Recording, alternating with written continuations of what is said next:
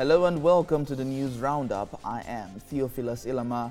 The Economic and Financial Crimes Commission EFCC has denied a newspaper report that it is raising a team to question 3 outgoing governors of the following states: Imo, Rochas Okorocha, Ogun State, Ibikule Amosun, and Zamfara State, Abdulaziz Yari.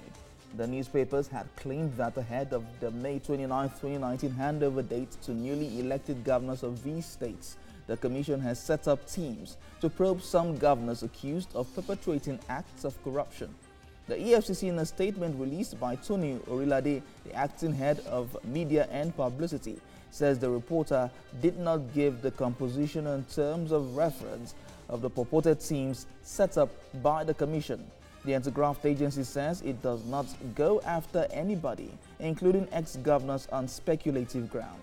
The Commission calls on the media to be circumspect and verify their stories before publishing them. Leadership of the House of Representatives and 5-time legislator Femi Gbajabiamila has officially declared his intention to become the next Speaker in the 9th Assembly. Speaking during the ceremony in Abuja, the lawmaker representing Surulere 1 federal constituency says he is in the race as a beacon of hope. He seeks the exalted office to mentor the next generation and unite the nation. The Nigeria Labour Congress wants to put an end to all forms of gender-based violence, especially in the workplace.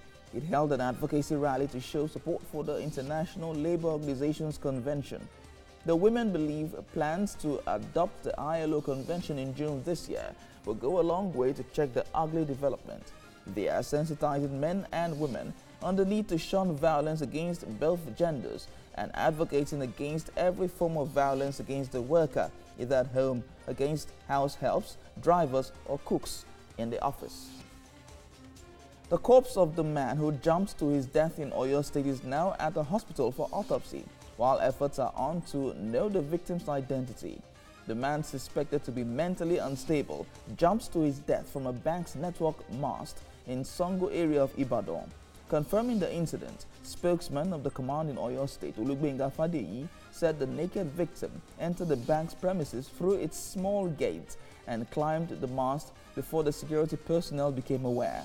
He said the victim jumped down the mast before the arrival of police and fire service. And that's it on the News Roundup. I am Theophilus Ilama.